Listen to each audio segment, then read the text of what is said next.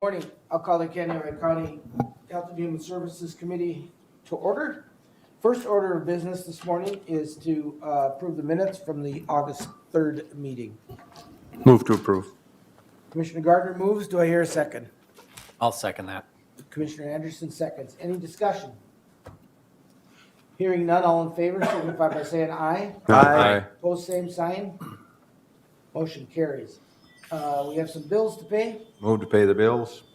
Commissioner Nissen moves on the bills. I'll second. Commissioner Berg seconds. Any discussion? Hearing none, all in favor signify by saying aye. Aye. Opposed, same sign. That too carries. And then there's a few warrants to cancel. I so move to approve the warrants. Commissioner Berg moves on. Cancellation. Of the warrants. Do I hear a second? I'll second that. Commissioner Nissen seconds. Any discussion? Hearing none, all in favor signify by saying aye. Aye. Opposed, same sign. Motion carries. Before we start on the business, Tammy Jo said there's a little bit of a change because of somebody who wasn't able to make it today.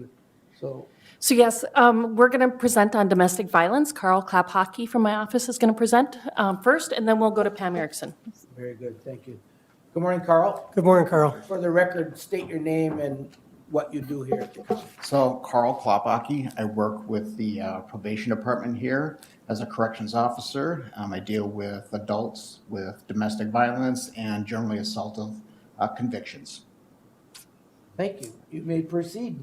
Thank you for allowing us to come on in and share some information with you today about domestic violence. On the screen, we have a little PowerPoint put together.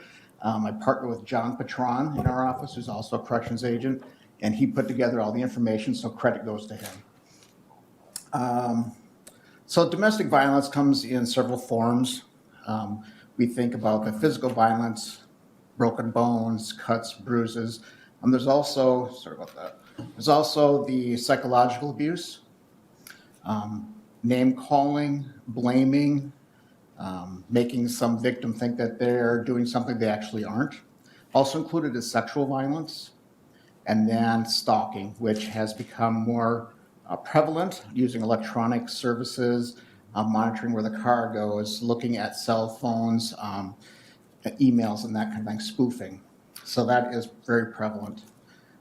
Here is the power and control wheel. This is a major part of our educational process for domestic violence. When gentlemen or ladies go to a batterers intervention program, is what we call it, they take a look at this, as this was put together by the Duluth model for domestic violence. And it talks about several areas of violence, as you can see: sexual, physical, mental health. So there's coercion and threats, intimidation. It can be as simple as a look, side glance, standing over somebody, a raised voice.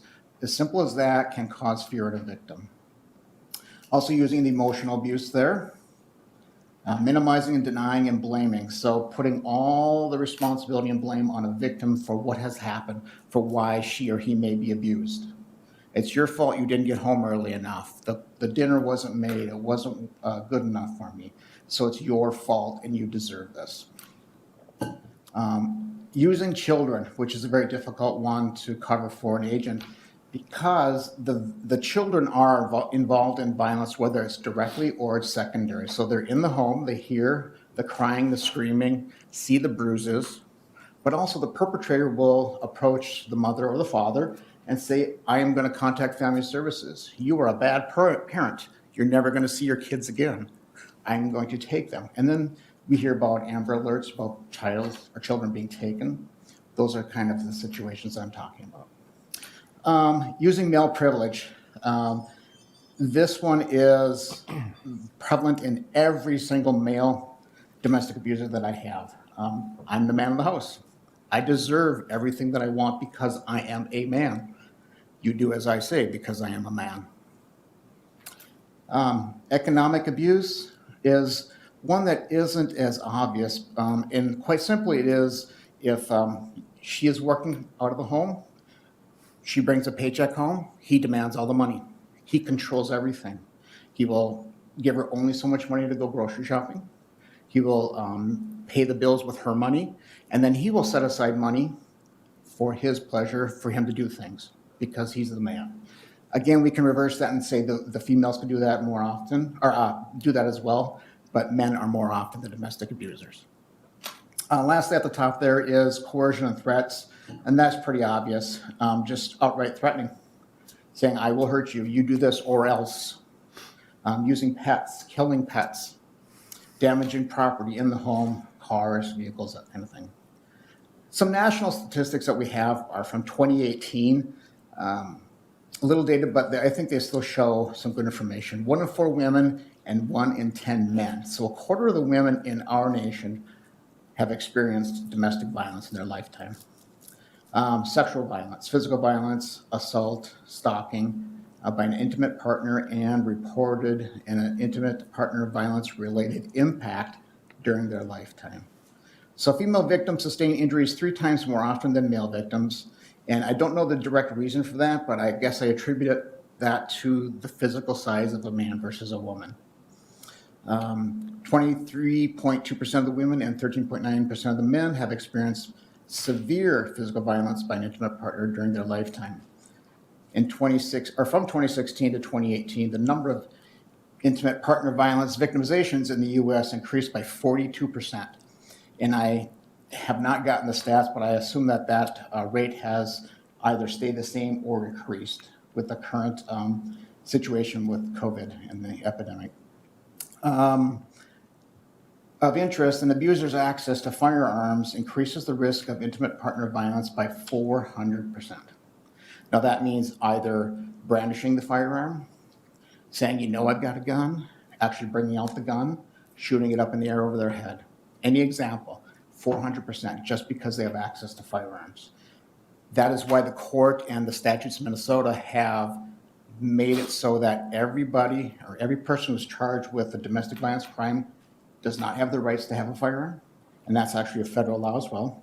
But they have to sign an affidavit where they actually sell or give away their firearms to somebody else so they don't have access to them. In 2018, partner violence accounted for 20% of all violent crimes in the nation, and 19% of intimate partner violence involves a weapon. And weapons can be a gun, of course, knives, bats, pillows, books, shoes, plates, anything that you can think of that can be used against the person. Some more national statistics here. 70 to 80% of intimate partner homicides, no matter which partner was killed, the man physically abused the woman before the murder. Almost 1 out of 5, or 16.3% of murder victims in the United States were killed by an intimate partner. Women account for 2 out of 3, the murder victims killed by an intimate partner. And when I speak of intimate partner, that means either you're in a current relationship, it might be a past relationship where you have had a child or anything like that. So it doesn't have to be husband and wife all the time. Access to firearms yields more than a 5-fold increase of intimate partner violence. Homicide, talk about that. And the most common forms of physical violence against women who have experienced intimate partner violence in their lifetime are being pushed or shoved, slapped, slammed against something, hit with a fist or something hard, and being beaten. Some Kansas County domestic violence statistics, approximately 205 domestic assault clients were supervised in 2020. So that means just Kansas County Community Corrections were supervising those individuals. Approximately 645 assaults, domestic assaults, kidnapping, false imprisonments, or harassment stalkings were supervised in 2020, and 662 are being supervised currently in this year. So from last year to this year, we can see an increase. And approximately 92 pre-sentence investigations or domestic abuse assessments were completed in 2020, and already this year we are up at 122. So as I said, that number nationwide was 42%, and I expect it to keep going up. At home here in Kansas County, we can clearly see that violence is going up. Here's just a quick snippet of the type of reports we do, or the level of reports we do for the court.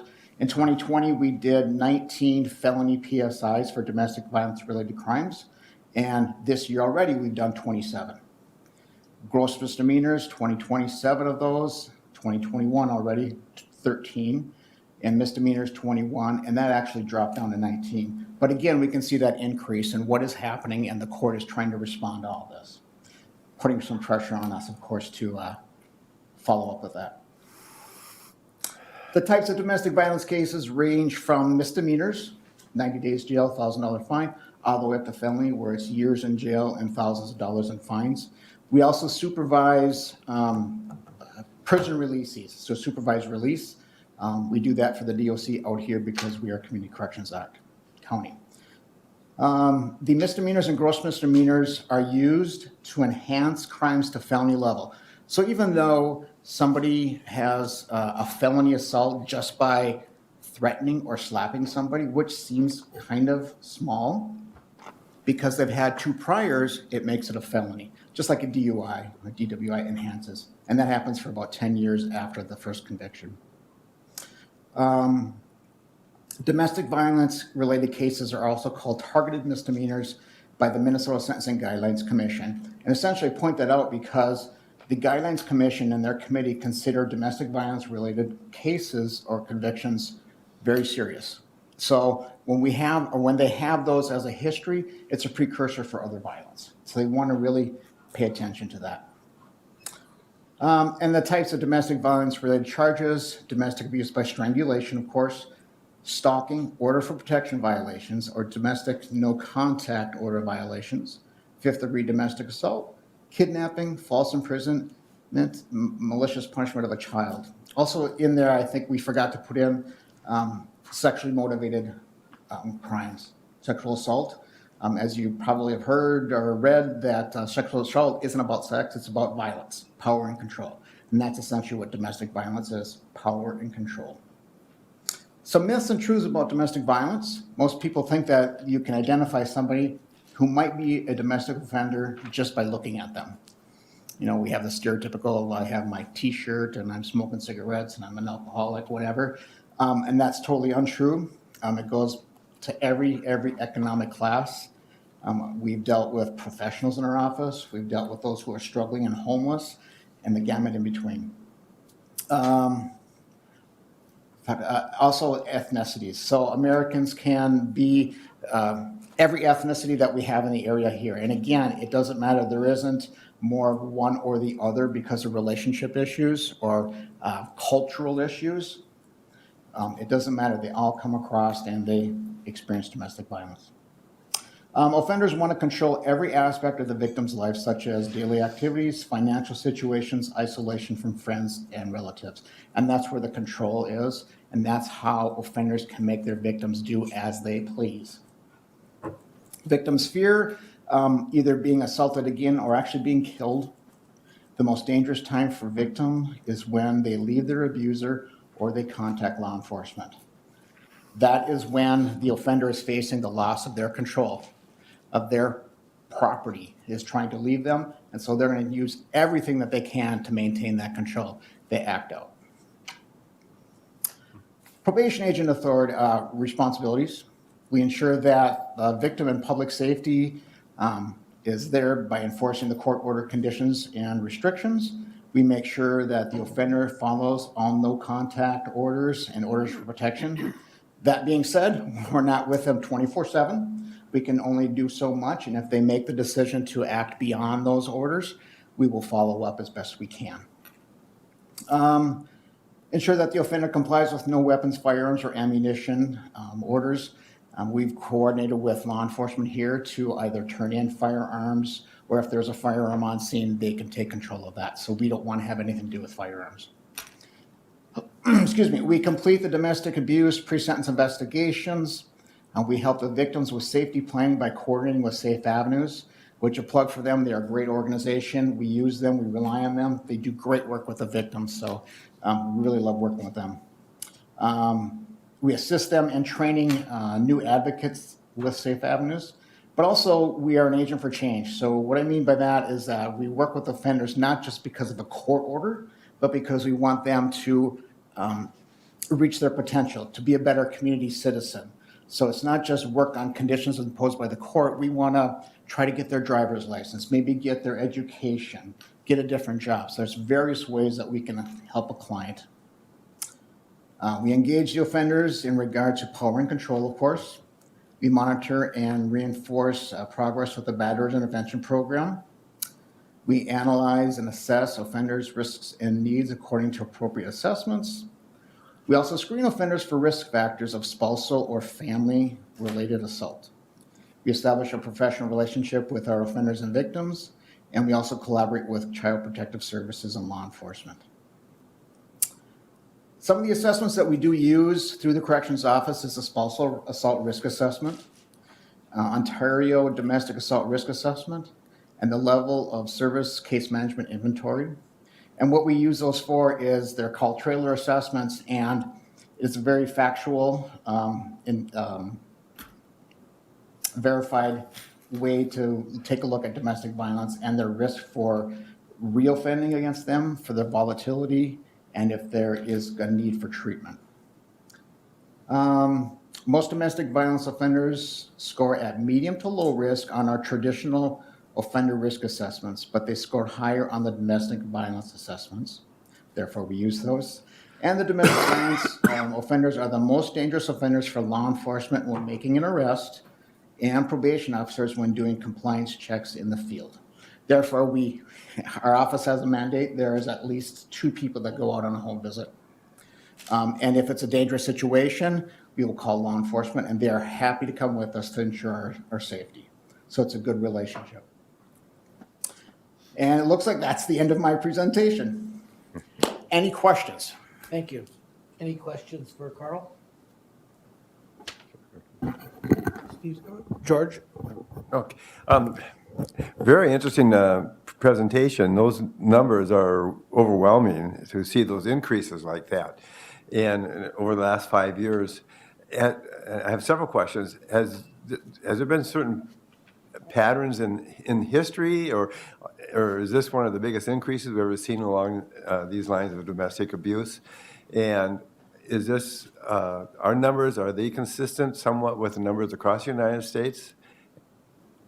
And how do we compare to some other countries? If you can know those questions.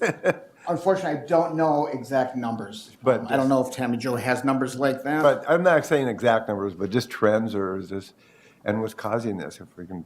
I do believe that for me, I've been doing this for 20 some years, and by far this is the largest increase in a short period of time that I've ever seen. And myself, I attribute that to just the whole pandemic event, because everybody's in close quarters and restrictions and frustrations and everything coming out. So that's why I think there is a big increase right now. That is prevalent throughout the state, not just Candioi County. And I do have to believe it is nationwide as well. Okay, thank you. Commissioner Gardner, then Commissioner Anderson. Thank you, Mr. Chair. Actually, I believe you answered, Commissioner Berg asked the same question I was going to ask, essentially, so. Okay, thank you. Yeah, Commissioner I was just wondering, would you be able to forward that presentation to us? Yeah. Is Absolutely. that possible? Because it's a lot to absorb, and Yep. and We can get it to you. I would love to have a physical copy of it. Would you like a paper copy or a? Well, I can print it out if it's just emailed to me. That'd be perfect. We'll be sure that you all get it, yes. Yeah, All right, thank you. we can send it out to everybody. That'd be great. Good. All right, I too had the same question regarding the increase, but I wrote down on a note as I was seeing it go by, 2016 to 2018 was a huge increase. That was before the pandemic. And is part of it more awareness, or we're, upping our battle against it? Or maybe you can't explain why from 2016 to 18 we saw such a huge increase. Yeah, again, I don't have exact numbers or concrete information. We have made a very big effort to make the public more aware. Safe Avenue's doing a lot of stuff, but that education, some of that is also that victims are willing to report things. Domestic violence is the most underreported offense. Well, I guess I shouldn't say most, but it is a highly unreported offense.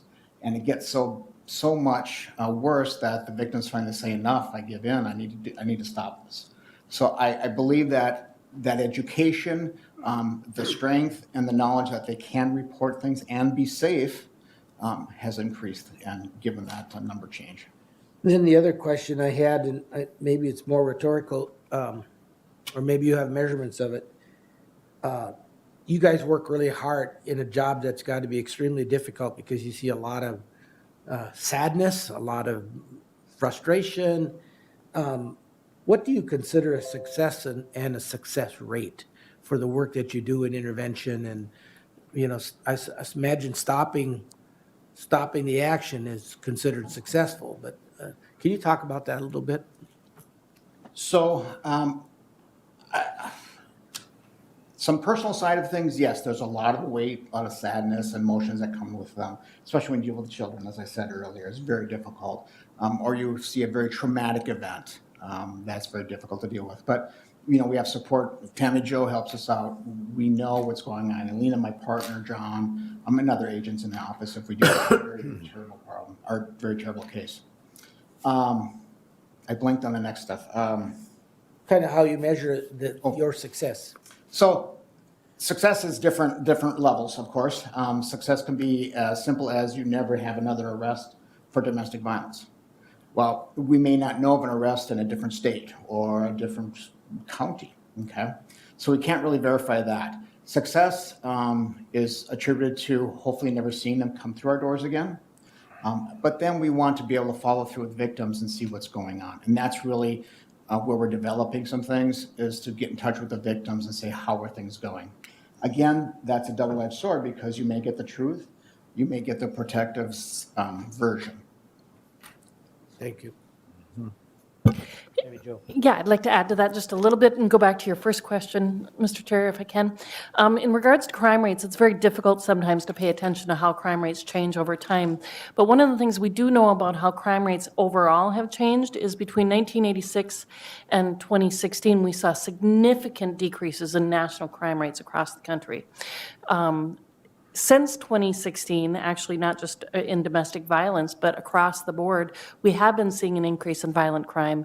And then we're expecting, and we've seen more in the last year and a half. So it's, you know, sometimes it's cyclical. We have violence, you know, crime rates go up and down. We have been seeing a steady increase since 2016.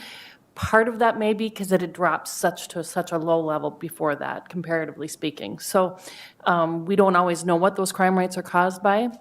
One of the things with probation and parole, though, is we're always trying to reduce that recidivism, that question about you asked, what is success? And by using cognitive behavioral interventions, working with offenders, doing lots of different to address their needs, we have been successful in reducing that crime. Can we prevent it from everybody? We can't, but we have been successful in reducing crime overall with our probationers. Thank you. Any other? Thank you, Mr. Chair. I think you maybe kind of hit upon the prevention part of it to some degree. Is really educating the public about this whole issue, and the report's really good because you have we hear what you're dealing with and how you go about it, and you are having an impact on that. But as a board, what can we do, setting policy or moving forward, trying to prevent this before it even gets to the stage where you end up with these individuals to deal with? And I think you maybe answered that, and forwarding that information would be really helpful, that we spread the word out that this is not appropriate behavior. And it does have some impact, I'm assuming. I hope it does anyway, that we can change the direction of our society is going with violence. This is unacceptable. Well, thank you very much, Carl. Good to see you again, and we better allow some time for Pam to be able to do her presentation. Good stuff. Thank you again. Thanks, Carl. Thank you. Nice job. I mean, it's not good stuff, but it's good information. All right, so now Pam Erickson, Assistant Director, is going to talk to us about Interstate Compact and Interstate Compact. Welcome. Thank you. Glad to be here. This is a little lighter presentation. State your name and your position, too, for the people that may be listening or for the Sure. recording. Thank you. I'm Pam Erickson. I'm Deputy Director and also carry a probation caseload. And as I said, this is a little bit lighter presentation than Carl just gave. I'm going to talk about the interstate and somewhat about the intrastate transfer process, so between states and then within the state. These are some of the functions we do that actually have nothing to do with the court. These transfer processes go directly from probation office to probation office. And the court has no authority to decide whether an offender can transfer or where they can transfer. The interstate transfer process was originally developed in 1937 to regulate the movement of probationers and parolees across state lines. And it was enacted at that time in all 50 states and 3 U.S. territories. In 2002, it was revised, obviously after that length of time, the situation with probation and parole had changed significantly. Going into the 21st century, we had about 4.5 million offenders nationwide on probation and parole, with about 250,000 of those transferring between states. So, as I said, in 2002, they went through a long revision process, updating it, making it more efficient and effective for our age. And then each of the states had to ratify that, and upon the 35th state ratifying it in June 2002, it became the new standard for how we operate. In 2008, they implemented the electronic system for managing interstate offenders. It's called ICOTS, and I'll be referring to that here and there. So the overarching organization is the Interstate Compact for Adult Offender Supervision. And all 50 states and U.S. territories have an Interstate Compact office with an administrator and staff who manage for each state and territory. And then they are kind of the screening offices for what goes in and out, making sure that things are done correctly. The main operating principle for Interstate Compact is that no state shall permit an offender who is eligible for transfer under the compact to relocate to another state except as provided by the compact and its rules. So we can't just sneak somebody over here and keep supervising them, or have somebody just come into our state and without a compact transfer and supervise them. There's none of that going on anymore. Also, Interstate Compact is not a right. It's a decision that's made by the sending state, and the sending state is the one that's sending the offender out, and then the receiving state is the one who's investigating the transfer. The whole process starts. Do we have the PowerPoint thing? It's actually, they have it on their screens Oh, great. for this. So if you look at the first box there, an Interstate Compact eligible offender requests to relocate to another state. And the first step is that their probation officer decides whether their plan is viable. And if the probation officer decides the plan is not viable, then the transfer does not take place.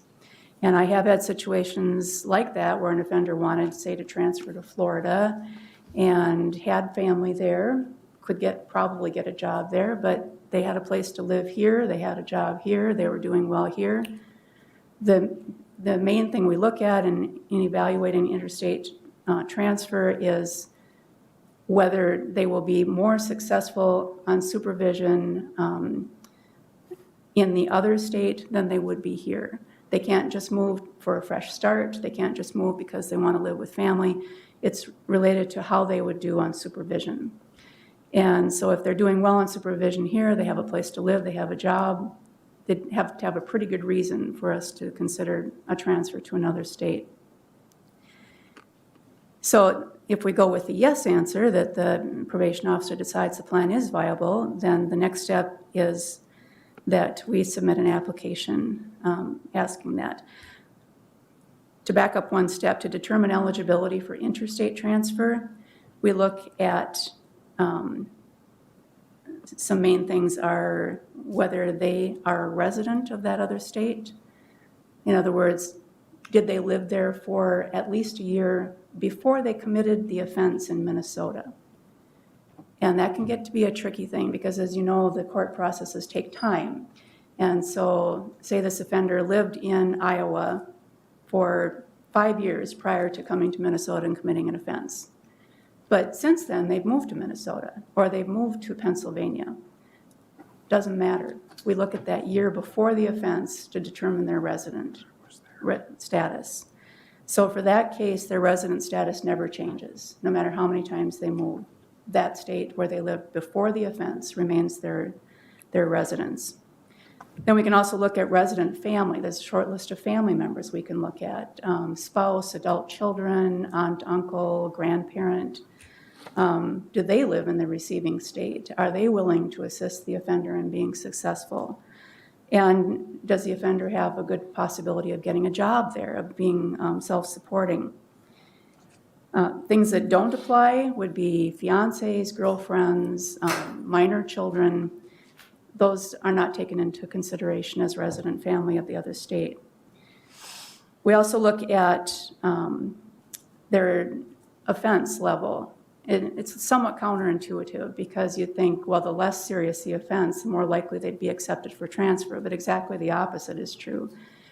All felonies are eligible, all supervised release cases are eligible, and only certain misdemeanors, and those would include if the offense involved harm to another person, if it involved the use of a firearm, if they're required to register as a sex offender, or if it's a second or subsequent DWI offense. Those are the only misdemeanors that qualify for an interstate transfer.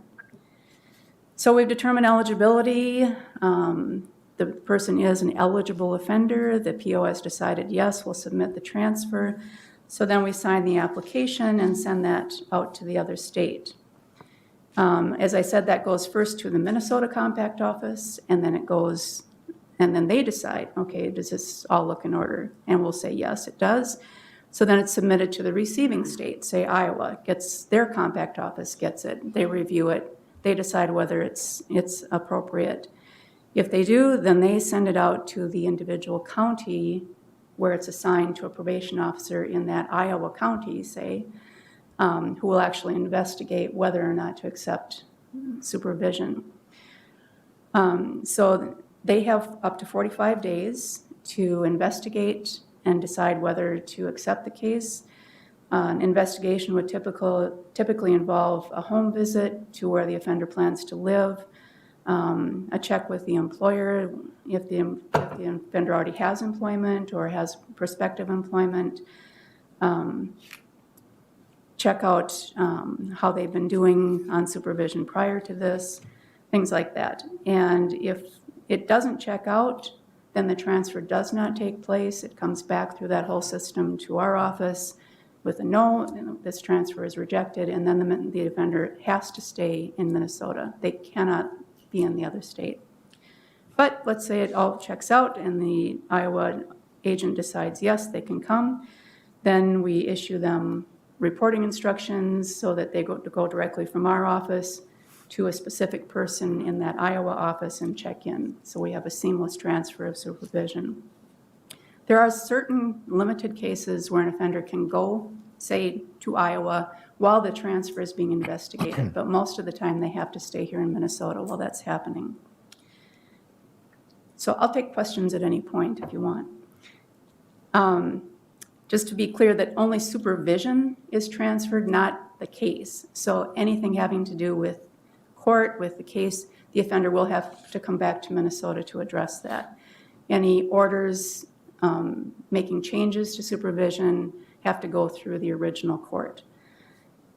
If an offender violates, most of the time they're taken into custody in the receiving state. They are held there. Part of the application process is that they waive extradition.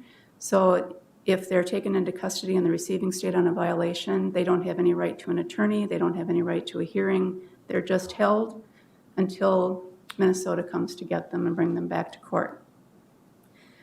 And that cost does fall on the sending state, in our case, Minnesota. And we have had situations where we've had to go get offenders from Georgia, from Vermont, from California. It gets kind of expensive. Just to compare Minnesota to some surrounding states as far as in and out, I did pull statistics on this a few years ago, and Minnesota mostly sends and receives offenders from our surrounding states, from the Dakotas, from Iowa, from Wisconsin. With the exception of Texas, we do get a percentage from there, but it's only about 6% of the total that we receive are coming from Texas. We have about 5 offenders leaving Minnesota for every 4 that are coming in, and the vast majority of offenders that we do take into Minnesota are coming because they are a resident of Minnesota or they have applicable resident family. Wisconsin, to compare to that, about the same coming in and going out from Minnesota. South Dakota has about the same coming in and going out from Minnesota. North Dakota actually has about 20% more going from Minnesota to North Dakota than coming here from North Dakota. So that's just a little comparison on that. We have had some challenges with the pandemic and Zoom. You can imagine a lot more court hearings being held by Zoom. So our offenders are actually in the other state. Makes it a little more difficult to meet with them and get compliance.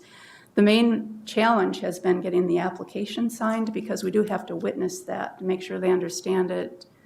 We have to actually witness them physically signing it. So that's either done by Zoom or we charge a probation officer in the other state with being responsible for witnessing that signature and getting the application back to us. The other challenge has been with sex offenders because, while I mentioned earlier that some offenders are allowed to go to their receiving state while the investigation is taking place, sex offenders are more restricted in that way. And so if they're already in the other state, we haven't had it happen, but I have heard about it happening where they've actually had to have the offender come to Minnesota to get processed, and the other state decides whether they can come back. So that's been a little sticky. So that's a brief overview of interstate, between state transfer. I'd like to just talk briefly about intrastate within Minnesota. Sure. Just a quick Go ahead. Yeah. When somebody from Iowa says, we don't want this person, and they send it back to you, obviously, I'm assuming they tell you why they don't want that person. Yes, they do. They have to justify why they're rejecting a transfer. They can't just say no. Yeah. Good question. Thank you. Mr. Chair, if I could add just a few things to her presentation on Interstate Compact. I just want to talk about why this is really important for us to understand, is that, in the past, before the Interstate Compact got strict, people were kind of letting people go willy-nilly a little bit. There was actually cases where judges would say, hey, here's a bus ticket, get out of our state. And we don't want people in our state unsupervised any more than another state has. And so that is really where the Interstate Compact came from, of becoming a lot more strict and saying this is how we have to follow.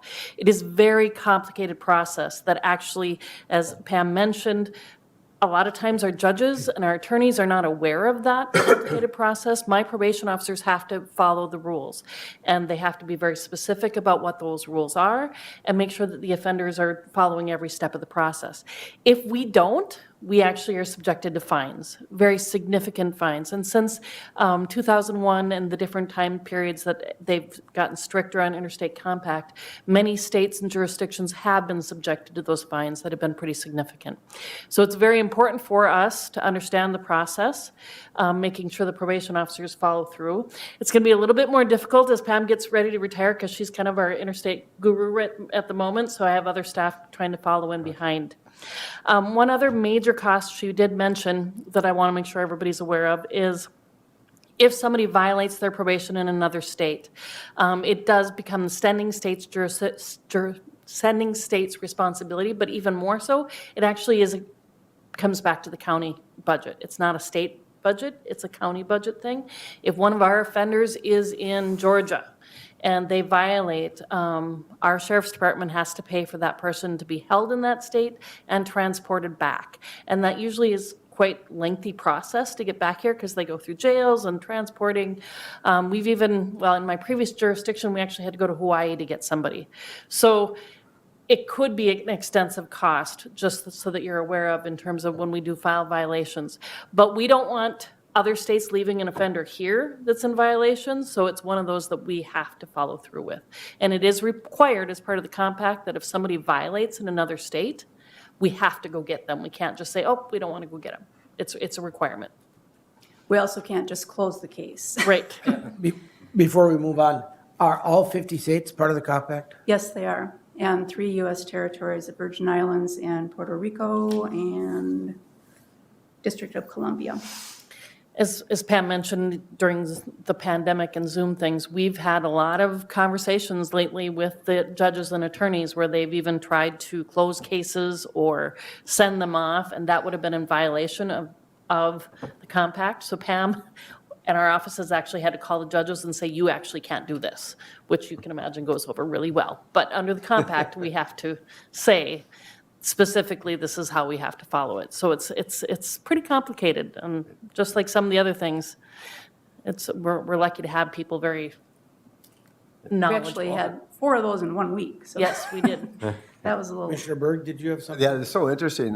Yeah, like you said, in the past, there was not that many cases, and it was not that complicated. So you add this complicated aspect to this whole increase in certain crimes that we're having, it's got to be pretty overwhelming. It's very it can complicated. be. All right, all right. Yep, We got about 5 minutes left, 7 minutes left. cool, I can do that. I can just follow up with Tammy Jo too, that our agents who do work with the Interstate Compact do have to go through specific training for that, and then we have to do refresher training every year to stay up with the rules. So now to intrastate process within Minnesota. Those rules are completely different. They were formulated by the 3 delivery systems in Minnesota, by the Department of Corrections, County Probation, and the Community Corrections counties. The first draft was in 2005, and that does continue to be revised. The intrastate policy is policy, it is not rules, where intrastate carries the weight of federal law and supersedes any state law or court ruling.